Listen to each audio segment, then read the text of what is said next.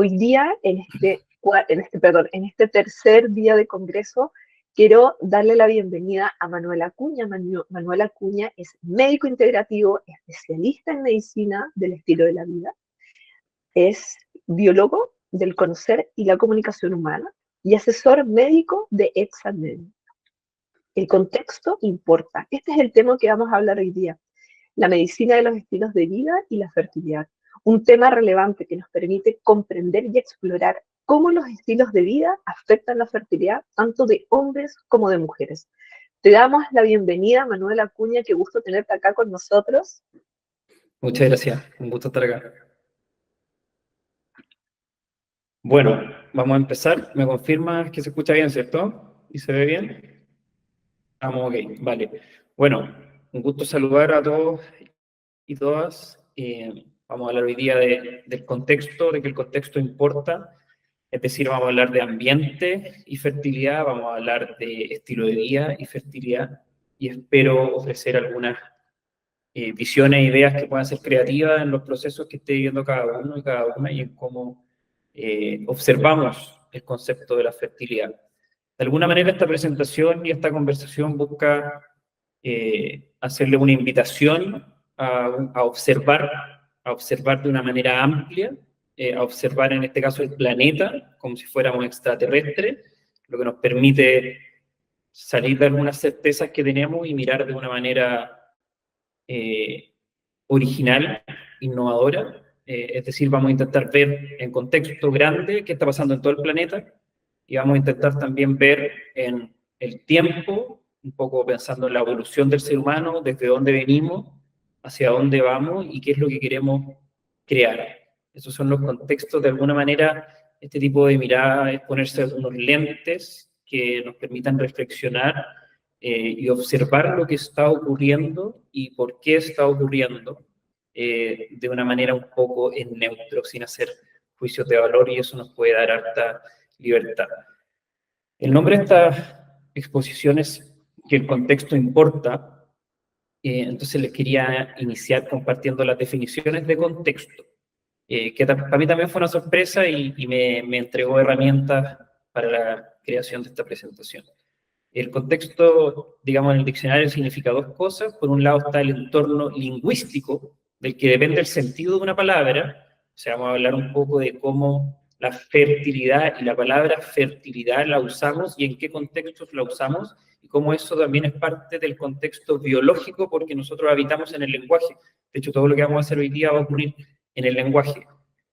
Y después vamos a hablar del entorno físico, que quizás es lo más explícito cuando pensamos en el contexto, que es pensar en nuestro ambiente, en nuestros hábitos, en los determinantes demográficos, biológicos, culturales, históricos, políticos, es decir, en dónde y cuándo está ocurriendo hoy día lo que llamamos o lo que podemos reconocer como fertilidad o como infertilidad.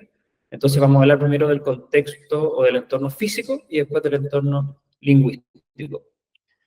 Primera parte, entorno físico. Hoy día observamos, y creo que ya se ha mencionado en el Congreso y todos lo saben, que lo que tenemos y lo que estamos identificando es una aparente crisis o una problemática referente a la fertilidad humana. En Chile, y lo planteaba, ¿cierto?, las primeras exposiciones del Congreso, 1 de cada 8 parejas tiene dificultades para reproducirse. Y esto es evidentemente contextual, porque si vemos la gráfica de al lado, la gran diferencia que hay entre la fertilidad, ¿no es cierto?, y la tasa, en este caso, o el índice de fecundidad, de cantidad de niños, hijos, hijas, por mujer, existe una gran diferencia en diferentes partes del mundo desde donde observemos. Entonces, si yo miro esto desde lejos como si fuera un extraterrestre y que soy nuevo frente a esta temática, le podría decir a las personas, vámonos a vivir a Níger, ¿no es cierto? Porque ahí vamos a tener hijos. Y eso puede ser divertido de pensar, pero es muy interesante porque podemos ir a observar cuáles son las condiciones culturales, socioeconómicas, que están permitiendo esa fertilidad, si es que la fertilidad fuera nuestra intención, ¿cierto? Que parece serlo, o al menos reflexionar sobre ello. Y puede ser interesante que ustedes piensen qué reúnen esos países que permiten fertilidad alta y cuáles son las grandes diferencias. Lo dejo más como una reflexión que como una observación, porque ahora vamos a ir observando cómo podemos clasificar los ambientes que permiten o que dificultan que se exprese una condición humana que pareciera ser natural, que es la de reproducirse, ¿cierto? Todos y todas acá somos hijos, ¿cierto? Por lo tanto, nuestros padres fueron fecundos, fueron fértiles, y es lo que nos permite estar acá. Digamos que la reproducción humana en general nos ha demostrado la historia que funciona. ¿Cuál es una herramienta científica para referirnos al concepto del ambiente físico? El exposoma. No sé si habían escuchado o no esta palabra. Si no han escuchado, recomiendo mucho leer sobre esta temática. ¿A qué se refiere el exposoma? Se refiere a la suma de interacciones y estimulaciones que recibe el individuo y los individuos humanos a lo largo de su vida. De alguna manera nos permite plantearnos un mapa y una representación del fenómeno salud, del fenómeno biológico, interacción humano-ambiente, humano con otro humano, que pareciera ser más completo de lo que estamos acostumbrados. Cualquier mapa o cualquier modelo, por definición, va a ser incompleto y no nos va a expresar lo que ocurre realmente en el fenómeno humano vivido. Y este mapa del exposoma pareciera ser creativo y creador porque nos expresa, digamos, amplía la mirada de cuáles son los determinantes de la salud. Y ahí vemos, por ejemplo, en cada círculo representaciones interconectadas de múltiples factores correlacionados permanentemente que van determinando lo que finalmente nosotros podemos observar como salud humana. O, por ejemplo, el ejercicio de observar este árbol. Y podemos verlo de diferentes puntos de vista, ¿cierto? Si yo saco al árbol de su contexto, puedo referirme a que el árbol presenta un defecto, por ejemplo, o que está chueco. Y yo pudiera estudiar la chuecura del árbol en un laboratorio y pudiera hacer diferentes teorizaciones de cuáles son los factores propios del árbol involucrados en este fenotipo, es decir, en esta expresión final física que podemos observar del árbol chueco.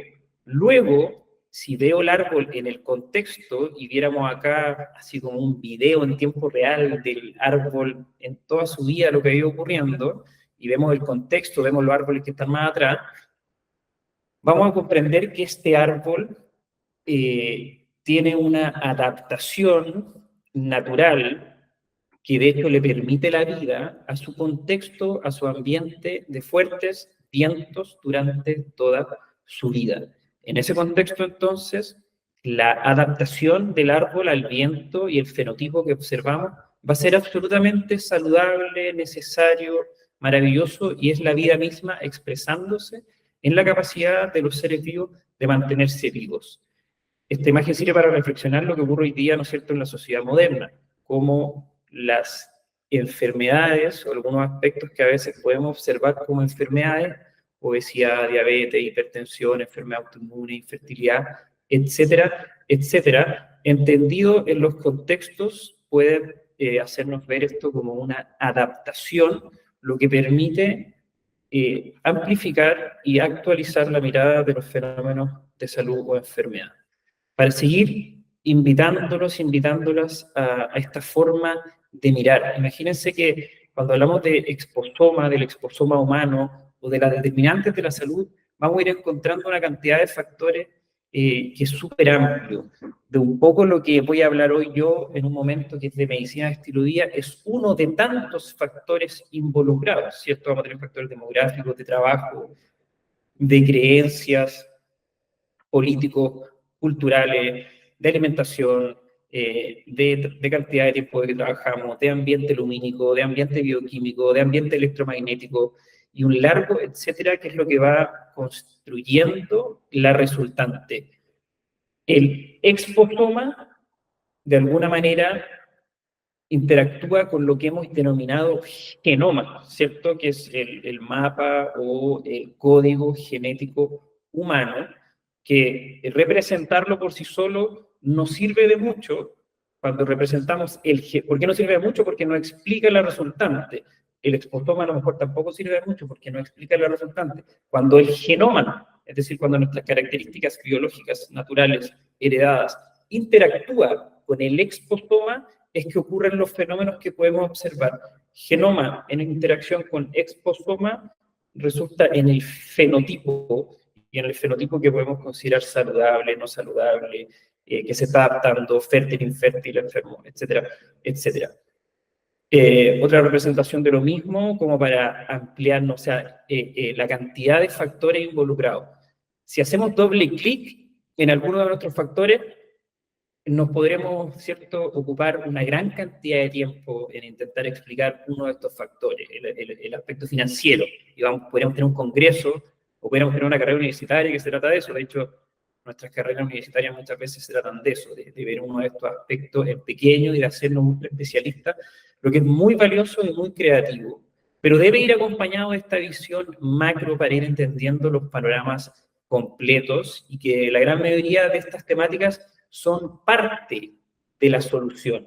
Y toda parte de una solución es valiosa, pero por definición es incompleta. Por lo tanto, esta visión nos ayuda a ir entendiendo cómo la colaboración, la ampliación de mirada, el trabajo en equipo, es lo que realmente tiene sentido cuando hablamos de fertilidad, cuando hablamos de longevidad, cuando hablamos de diabetes, cuando hablamos de cualquier expresión biológica en el ser humano, en interacción con el ambiente y en la resultante que podamos observar, el ocuparnos de los factores determinantes en la mayor amplitud posible puede ser tremendamente creativo y nos puede ofrecer alternativas nuevas y nos puede, digamos, llamar a la colaboración entre diferentes áreas y vamos a entender que la fertilidad no es un tema de salud, entonces, ¿cierto? Es un tema también político, económico, cultural, musical, artístico, dietético, largo, etc.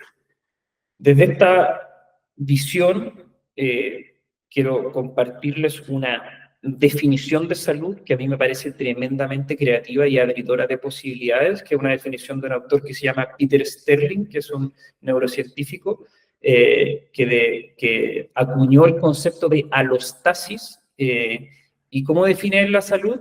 Como una capacidad de adaptación a cambios en las demandas ambientales. Por lo tanto, volviendo al mismo concepto que hemos ido usando, el individuo en su capacidad biológica de habitar el ambiente en donde está, esos cambios y esa capacidad biológica de adaptar es lo que nosotros podemos observar como el fenómeno de salud y enfermedad. Entonces, el contexto importa, claro, el contexto importa tanto como importa el individuo. Es decir, como aprendí por ahí en fisiología de primeros años, una enfermedad, un fenotipo es 100% genético y es 100% ambiental, ¿cierto? Porque si me voy a Níger, voy a tener otra expresión epigenética de si estoy viviendo en Chile o si estoy viviendo en Estados Unidos. O si vivo en este momento de la historia, o si vivo en 1900, o si vivo en el 2100, que no sabemos todavía lo que va a pasar y lo estamos creando. ¿Desde dónde vienen algunas reflexiones clásicas para darle, para hacer valiosa esta observación y lo que hoy día podemos denominar como exposoma o como algunas aproximaciones clínicas como la medicina del estilo de vida? Este es un paper clásico que se usa para expresar estos puntos, que el título es muy decidor. El título dice: algunas enfermedades características de las sociedades o de las civilizaciones occidentales modernas.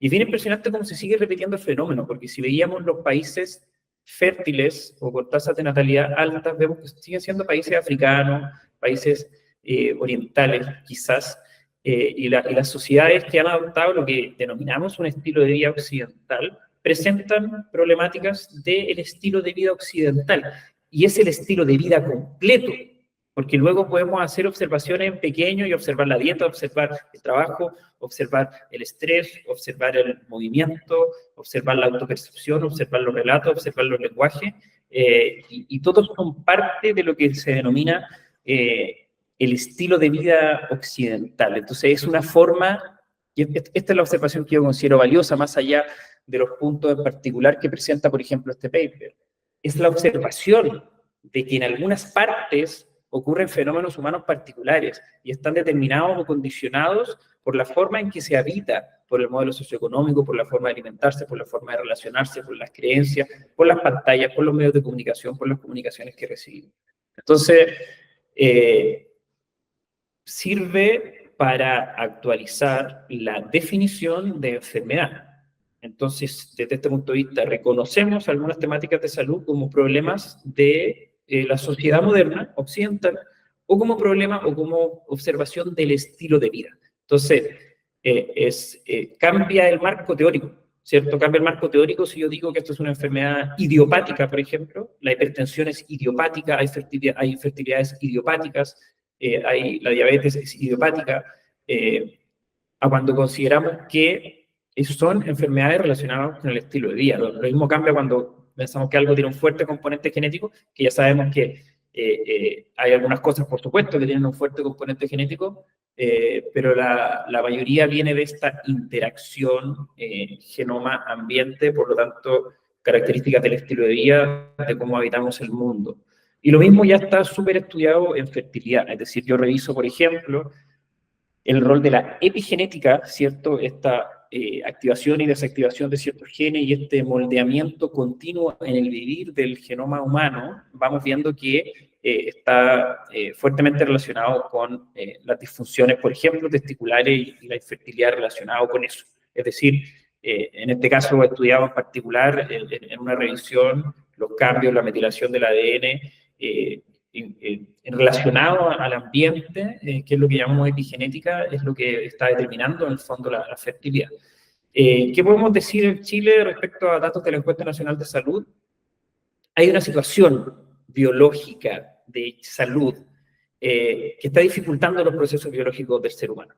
Deficiencia de vitamina D, deficiencia de complejo B, deficiencia de movimiento, ¿cierto? Sarcopenia, 90% de sedentarismo, obesidad, diabetes, hipertensión, enfermedad autoinmune, estrés, etcétera, etcétera, etcétera.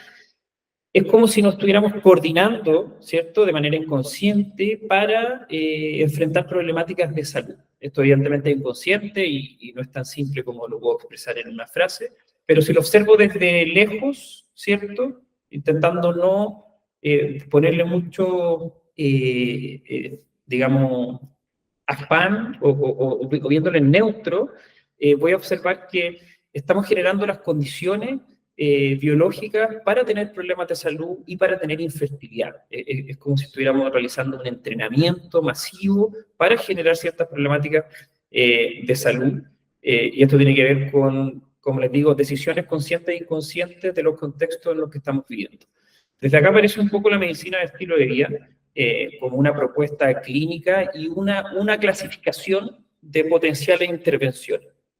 ¿Qué hace la medicina de estilo de vida? Bueno, la medicina de estilo de vida es una corriente, ¿cierto?, médica basada en la mejor evidencia científica disponible que busca la prevención, el tratamiento e incluso la reversión de algunas problemáticas de salud basados en pilares del vivir, del estilo de vida, evidentemente del ambiente, como les decía antes, y del exposoma.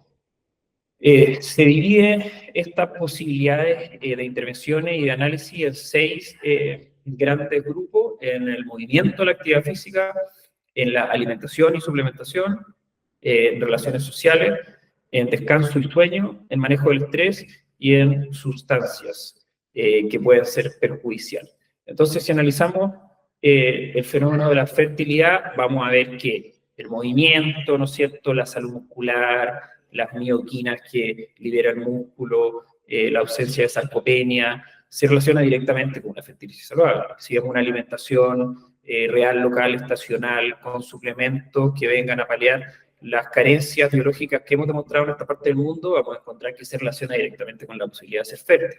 Si vemos nuestras relaciones sociales, reales, sanas, alejados de las redes sociales, vemos la posibilidad de la educación sexual, no con el masivo acceso a la pornografía que tienen hoy día los niños y los adolescentes, vamos a ver que unas relaciones sociales sanas, creativas, se relacionan directamente con fertilidad. Si vemos la posibilidad del descanso, del sueño, de la alineación circadiana, del sol, con cualquier resultante de salud, ¿no es cierto?, con peso y metabolismo saludable, con la prevención del cáncer, con la longevidad, vamos a encontrar que la buena calidad del sueño, ¿cierto?, se relaciona directamente con fertilidad. El sueño, por ejemplo, hay algunos estudios que demuestran que 1 de cada 20 personas en sociedad occidental está teniendo sueño reparador, como para que dimensionemos los problemas en estas temáticas. El manejo del estrés, evidentemente, el estrés elevado, crónico, todos sabemos lo que significa en la salud, en cuanto a ser prioritario como fenómeno biológico, dejando de lado otros aspectos. Cuando el estrés está elevado, es lo que tiene a lo que tiene que responder la biología, priorizando los esfuerzos biológicos para el estrés, sea el estrés, ¿cierto? Siempre el estrés real, pero sea, tenga que ver mucho con la autopercepción, con los medios de comunicación, con las noticias, o realmente tenga que ver con situaciones biológicas vividas en mi ambiente físico inmediato. Entonces vamos a comprender, ¿no es cierto?, que el buen manejo del estrés y la posibilidad de estar descansado, acompañado también por otras personas que nos colaboren, se relaciona directamente con cualquier resultante positiva de salud, como puede ser también la fertilidad. Y la sustancia, el alcohol, el tabaco, algunas otras drogas, los contaminantes ambientales, la onda electromagnética, el aluminio, los desodorantes largos, etcétera, se va a relacionar también directamente con problemáticas en la expresión natural de lo que podemos denominar salud en el ser humano. Entonces, de esto podríamos hablar, ¿no es cierto?, un congreso entero.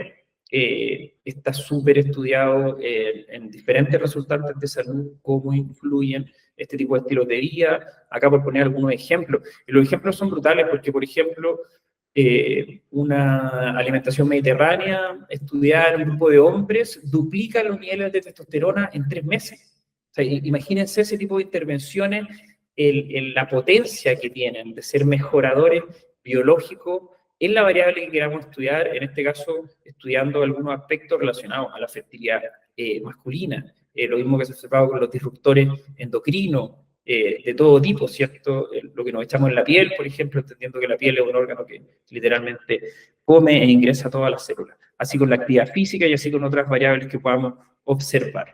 Entonces, nuestro contexto y nuestro entorno físico, así como este árbol del sur con los fuertes vientos, es imposible de separar. La verdad es que eso es respecto a esta intención de ponernos lentes y de mirar desde lejos el planeta y en la temporalidad. Si yo observo ese árbol y yo observo a los seres humanos, esta posibilidad explicatoria o clasificatoria es una explicación, ¿no es cierto? El fenómeno ocurre indiferenciado, individuo-ambiente, y es ahí donde ocurren las resultantes de lo que nosotros podamos observar. Y lo segundo, que va a ser el entorno lingüístico, que para mí es original hablar de esto y viene de la observación de la definición de la palabra contexto, es preguntarnos las palabras que estamos usando y la creación que estamos haciendo respecto a los fenómenos observados, en este caso la fertilidad o la infertilidad. ¿Qué significa la fertilidad? Por decir algo, ¿no es cierto?, relacionado a las palabras que usamos. Es un ser vivo capaz de reproducirse.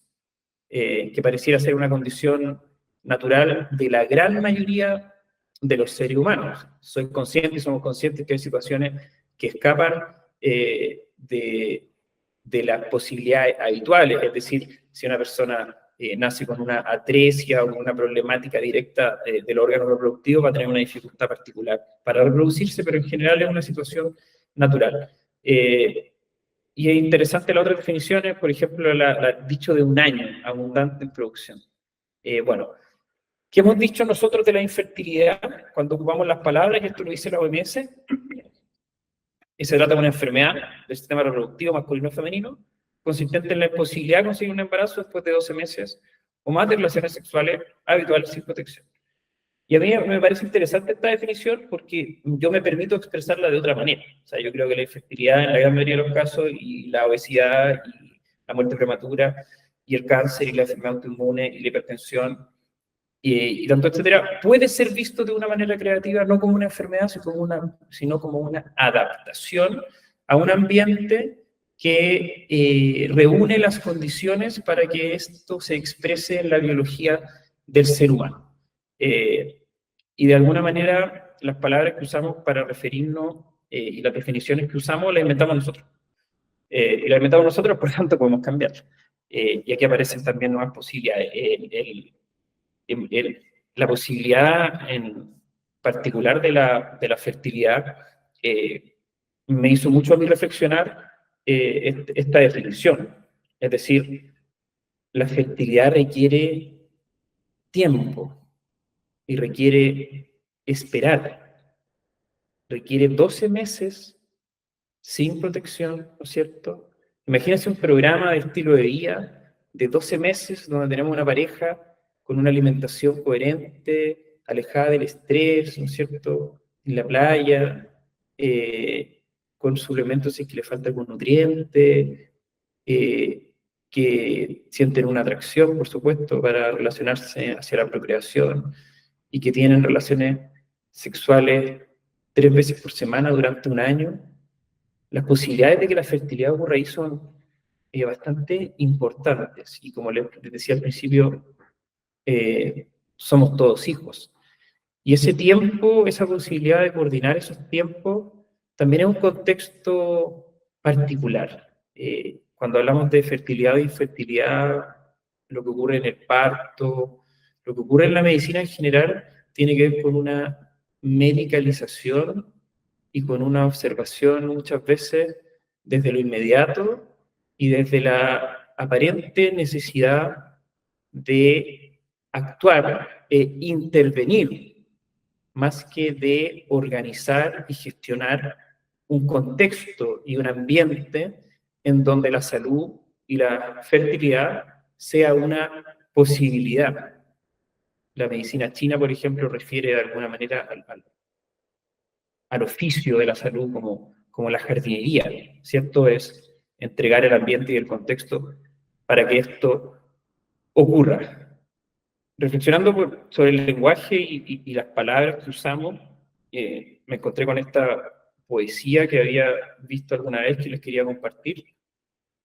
Tus hijos no son tus hijos, son hijos e hijas de la vida, deseosa de sí misma. No vienen de ti, sino a través de ti. Y aunque estén contigo, no te pertenecen. Puedes darles tu amor, pero no tus pensamientos, pues ellos tienen sus propios pensamientos. Puedes abrigar sus cuerpos, pero no sus almas, porque ellos viven en la casa del mañana, que no puedes visitar ni siquiera en sueños. Puedes esforzarte en ser como ellos, pero no procures hacerles semejantes a ti, porque la vida no retrocede ni se detiene en el ayer. Tú eres el arco del cual tus hijos, como flechas vivas, son lanzados. Deja que la inclinación en tu mano de arquero sea para la felicidad. Somos creadores de contextos. Podemos coordinarlos para generar los contextos físicos y lingüísticos en donde la fertilidad aparezca como una posibilidad orgánica del ser humano. Muchas gracias.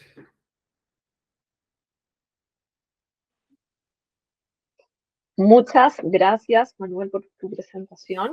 Creo que tus últimas palabras nos dejan reflexionando sobre lo importante que es darnos cuenta que nosotros somos más tutores de gran parte de los que son menores que nosotros, no solamente nuestros hijos, sino que también cada vez que tenemos contacto con un ser que está en pleno proceso de formación, de crecimiento, darnos cuenta que nosotros podemos ser un ejemplo, más allá de solamente idealizar el cómo viene el futuro de este nuevo ser vivo, de este niño, de esta niña, de esta persona.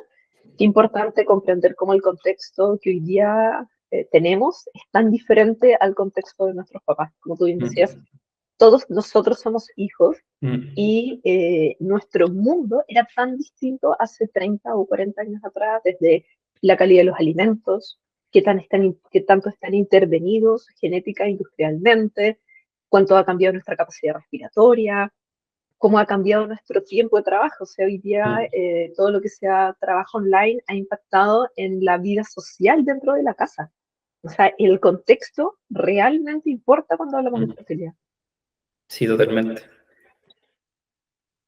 Nos hicieron una pregunta, te la ¿Dale? voy a comentar, dice así. ¿El exposoma está relacionado a la epigenética? Claro, son conceptos muy interrelacionados, en el fondo tienen que ver con el lugar de observación.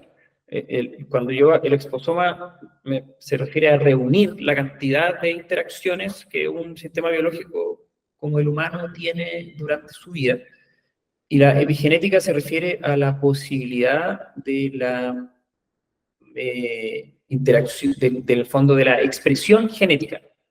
Ahí yo miro hacia los genes y hacia la posibilidad que tienen los genes de activarse o desactivarse y producir mutaciones, alteraciones, expresiones, en relación a esa suma de exposiciones. Por lo tanto, son conceptos que están íntimamente relacionados.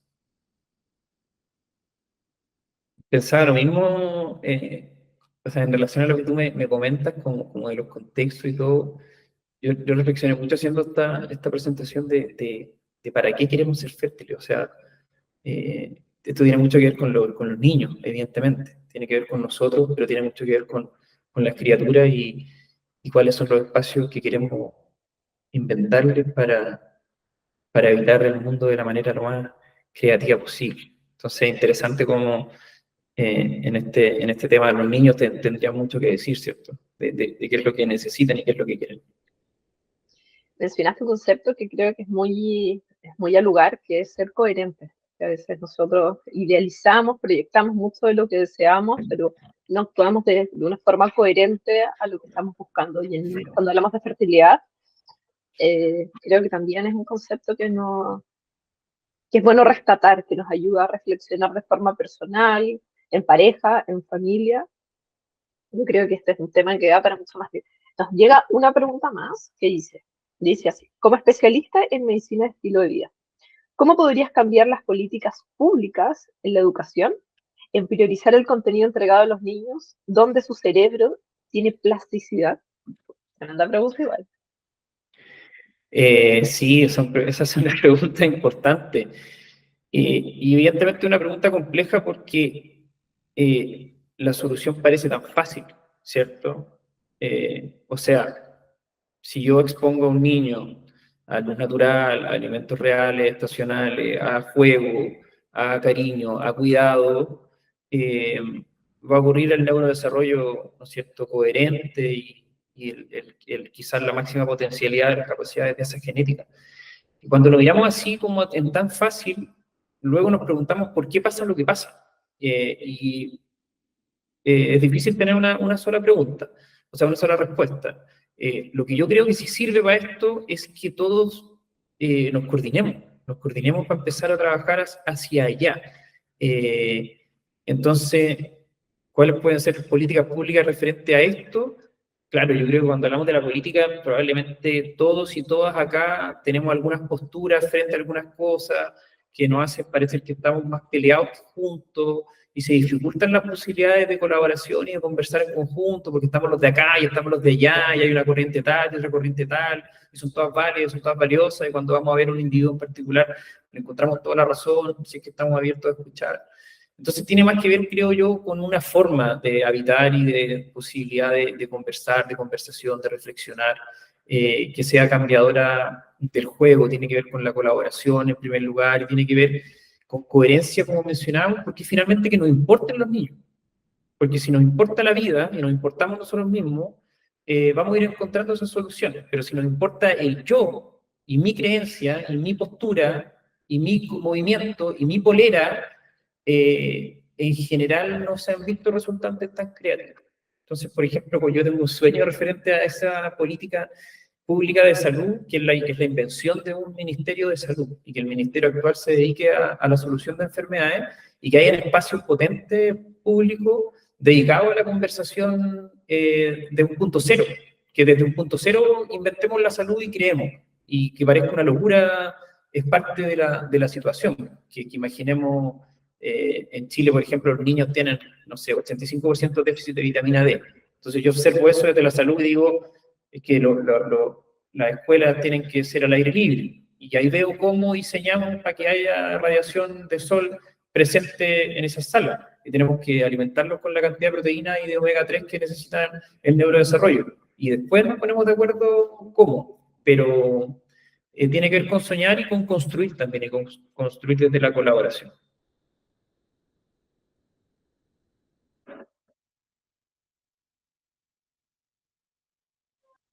Perdón, ahí estoy. Qué importante lo que mencionas de la exposición a la luz solar y la vitamina D. O sea, en este caso, la deficiencia de vitamina D que existe en todas las etapas, en niños, en infantes, en preescolares, en adolescentes, en nosotros los adultos, es impactante. Y a nivel científico o clínico, el efecto o cómo repercute esta reducción de la suplementación o la producción de nuestro cuerpo, esta vitamina tan relevante como cofactor de tantos procesos que están ocurriendo en nuestro cuerpo, lo encuentro determinante. Yo también creo que ahí debería haber un cambio, quizás como opinión personal, en cómo se están idealizando, proyectando las construcciones de colegios, de escuelas, de jardines, en donde el uso de la luz natural debería ser prioritario. Yo me acuerdo que tuve la suerte de ver algunas tesis que hablaban de cómo se podría aprovechar la incorporación de la luz natural dentro de las salas de niños para poder favorecer todo lo que es la parte neurocognitiva, como tú bien decías, y de esa forma estimular la luz natural, que yo creo que es básica. Nos llega una pregunta más. Dice así: ¿de qué manera el manejo del estrés y la adopción de un estilo de vida saludable pueden potenciar los tratamientos de fertilidad? Es una muy buena pregunta porque la reducción del estrés y los tratamientos de estilo de vida debieran acompañar todos los tratamientos. O sea, y esto puede costar a veces verlo, pero hay que observarlo de una manera original. El medicamento, una cirugía, cualquier intervención moderna, científica, tecnológica, creativa, ¿cierto? Válida, necesaria, por sí sola en general no funciona. Y se potencia, y esto está súper demostrado, o sea, reversión de diabetes, metformina, una cosa, estilo de vida, una cosa, metformina más estilo de vida, creación máxima, ¿no es cierto? Todas las posibilidades presentes. Y esa es la libertad que tenemos que ir ganando, es ampliar nuestras posibilidades, nuestro repertorio terapéutico. Yo uso los medicamentos, así como uso la cirugía, así como uso los neuropéptidos, así como uso la meditación y así como puedo usar alguna herramienta que venga de alguna medicina originaria, y todo confluye y lo que importa es la persona. Así respondería en definitiva esa pregunta. Lo que importa no soy yo como profesional, es la persona. Por lo tanto, yo miro con ojos originales el caso que tengo al frente y estoy con un tratamiento de fertilidad, pero analizo que es una persona que tiene poca movilidad, que no come alimentos naturales, que no descansa bien, que tiene... entonces me hago cargo de esa situación también como parte necesaria del tratamiento. En este caso, hablar de reducción del estrés está absolutamente estudiado, como por ejemplo las cadenas hormonales en la producción. Cuando hay un estrés crónico elevado, hay un secuestro de sustratos que permiten la hormonalidad, hay un ambiente proinflamatorio, hay aumento de la tensión arterial, hay aumento de la frecuencia cardíaca. Se produce un ambiente subóptimo biológico que condiciona resultantes de salud que no son las que buscamos. Entonces yo diría que el manejo del estrés, por ejemplo, debe estar siempre. O sea, yo siempre que interactúo con otro ser humano, porque tiene que ver con la manera de mirar. Porque si yo voy a ver a una persona en la consulta y veo sus ovarios, o veo sus testículos, ¿no es cierto? Y eso es lo único que observo, la solución va a ser incompleta. Si yo como profesional no resuelvo las otras inquietudes, lo derivo y trabajo en equipo. Pero esa es nuestra responsabilidad. Yo creo que esto es una responsabilidad, es parte del quehacer y del oficio de salud permanente, que es ver al ser humano completo. Y si yo no tengo herramientas, ¿cierto? Que de eso se trata, porque es imposible que yo como clínico tenga todas las herramientas, siempre lo derivo, siempre complemento, siempre le pregunto más, le pregunto cómo está su sueño, le pregunto cómo está su actividad física, le pregunto cómo están sus relaciones sociales, cuál es su autopercepción de estrés, y por lo tanto ganamos la posibilidad de trabajar en equipo y vamos a ganar en eficacia terapéutica. Nos va a ir mejor a todos si trabajamos así, no hay duda de eso, está toda la evidencia científica para demostrarlo. Me gustaría, Manuel, además de agradecerte, cerrar con una como Me gustaría ayudar a que nos ayudaras a reflexionar o redefinir una palabra muy común que muchas personas que quizás no saben cómo acompañar o apoyar o han tenido quizás una historia completamente diferente, que les ha costado más todo lo que es la fertilidad. Me imagino que has escuchado más de alguna vez esa palabra que dice relaja. Yo creo que es algo que ya quienes están viviendo este contexto les complica, y yo creo que sería interesante ayudar a reflexionar cómo resignificar esta palabra y cómo también cambiar la conversación. Me gustaría saber Mm. cómo podríamos ayudar a que la red de apoyo sepa cómo utilizar otras palabras, qué otros acompañamientos pueden dar, y las personas que reciben esa palabra que incomoda muchísimo, cómo podemos resignificarla. Es, es muy interesante eso porque cuando no tenemos buenas palabras, que puede ocurrir mucho, y hoy día nosotros tenemos culturalmente una necesidad de hablar, ¿cierto? Y una necesidad de que nos escuchen. Cuando no tenemos buenas palabras, hay que estar solamente, y estar fuera de un espacio dialéctico con significados que son diferentes además para cada persona. Lo conversaba ayer con mi polola Alejandra respecto a nuestra hija. Cuando estamos con ella, hay un contenido dialéctico que desaparece, en este caso por su capacidad de comprensión o que no es completo, y pasa a ser solamente más presencial, más de gesto, más de un afecto, fuera de la dialéctica. Entonces, pensando en esa pregunta, creo que el acompañamiento basal y la empatía y el cariño son aspectos técnicos de la salud y del oficio médico y del oficio de cualquier profesional o persona que se dedique a la salud, tan necesario como hacer otro análisis técnico. Entonces, el no juzgar desde esas posibilidades dialécticas, que puede ser, por ejemplo, decir, yo estoy aquí para ti, o simplemente abrazar, o simplemente expresar cariño. Todos quienes, y todos hemos vivido ciertos problemas de salud o de estos temas, sabemos que son las palabras que en general que nos generan mayor bienestar, sobre todo por no sentir el estrés de un juicio que despierta un autojuicio. Entonces, sin duda tenemos mejores posibilidades o buenas posibilidades dialécticas de acompañarnos. Hay que recordar que el lenguaje genera efectos biológicos medibles en la fisiología, como por ejemplo si yo digo la palabra limón, puedo generar una salivación.